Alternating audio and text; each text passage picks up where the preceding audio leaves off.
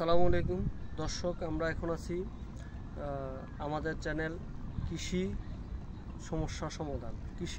কৃষি ও সমস্যা সমাধান। আমরা এখন আছি সিরাজদি খান মুন্সিগঞ্জ ধলেশ্বরী টোল প্লাজার পাশে। আমাদের আজকের বিষয় হচ্ছে, আমরা আজকে দেখাবো হচ্ছে আমাদের ধলেশ্বরী নদীর মানুষের দুঃখ দুর্দশা নিয়ে, মানুষের কথা এবং মানুষ কীভাবে কষ্ট করে জীবনযাপন করে এগুলা, এবং এই সিরাজদি খান টোল প্লাজার পাশে যে আমাদের সবুজ মাঠ অরণ্য আছে, এবং এইখানে কীভাবে উন্মুক্ত পদ্ধতিতে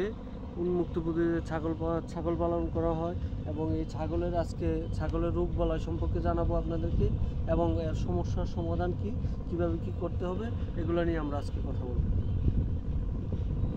আমরা আপনাদেরকে একটু দেখানোর চেষ্টা করতেছি। আমরা যে জায়গাটায় আছি এটা হচ্ছে ধলেশ্বরী ব্রিজের পাশেই যে ট্রেন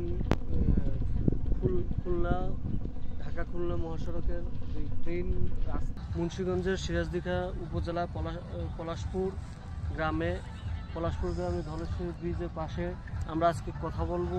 আমাদের বিষয় হচ্ছে আজকের প্রাকৃতিক বা উন্মুক্ত স্থানে কিভাবে ছাগল পালন করা হয়, এবং ছাগলকে কীভাবে রোগবালাই থেকে রক্ষা করা যায়, কখন কোন রোগবালাই হয়, এবং এর সমস্যার সমাধান কী এবং কীভাবে সমাধান করা যায় এগুলো কথা বলবো। এবং ছাগলের যে রোগবালাই এগুলো আমরা দেখানোর চেষ্টা করব।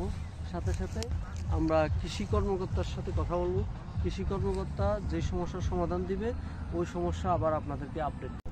আমার কতগুলো ছাগল আছে? 30টা আছে 5টা। ছাগলের কোনো রোগ বালাই হয়? রোগ বালাই আপনার এই যেই পরিবেশে রাখছি, আপনার যদি পরিবেশ ভালো হয় তাহলে রোগ বালাই উঠবো না। আপনি যত্নের উপরে ডিপেন্ড করবো।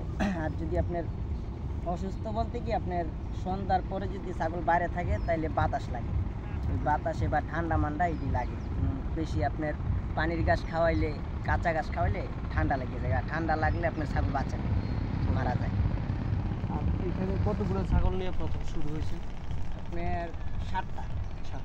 এখন কতগুলো ছাগল আছে? এখন আপনার বর্তমান আছে 30টা আছে। 30টা। কি খাবার দেওয়া লাগে? খাবার আপনার মনে করেন যে সারাদিন ঘাস খাওয়াই, তো পরে 1 ঘন্টা বা 1.5 ঘন্টা ভিতরে রাখি। রোদ বেশি তো, রোদের লেগে ভিতরে রাখি। তারপরে আপনার মনে করেন যে আবার বিকালে বাইক দিই, 5টা বাজে ঢুকায় আপনার ছাড়ি ভুসি ফ্যান, সন্ধ্যাবেলা খাওয়াই আটকাই দিই, আবার সকালে বাইক করি।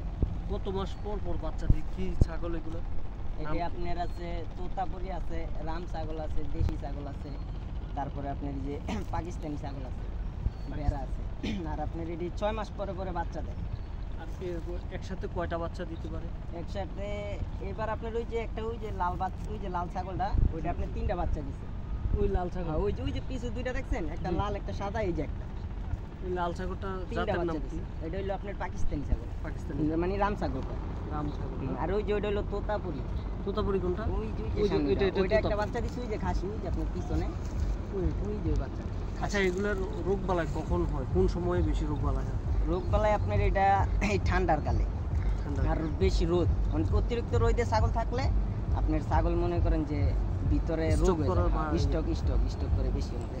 এটার জন্য আপনারা কি চিকিৎসা পদ্ধতি রাখছেন? আপনাদের কোনো ভেটেরিনারি ডাক্তার আছে? হ্যাঁ, আমাদের ওই যে ভিতরে ম্যানেজার আছে, ম্যানেজার সাহেব ভালো ডাক্তার আছে। এই যে কিছুদিন আগে আপনার 2টা বেড়া মানে একদম খাওয়া দাওয়া ছেড়ে দিছে। তো মনে করেন যে আর যদি যত্ন না করতাম তাহলে মরে যেত। আপনার ওই বেড়ারে আপনার ওষুধ এনে দিছি, এক ডাক্তারে সুই দিয়ে গেছে 2টা, আর ওষুধ দিয়ে গেছে, ইনশাল্লাহ খাওয়াইছি, সুস্থ, ভালো হয়ে গেছে, একদম সুস্থ হয়ে গেছে। আপনি কি নিজেই তো চাষাবাদ? আমি নিজেই দেখাশোনা করেন? দেখাশোনা আমি। আচ্ছা। এটার মাধ্যমে কি উপকার হলো মানুষের?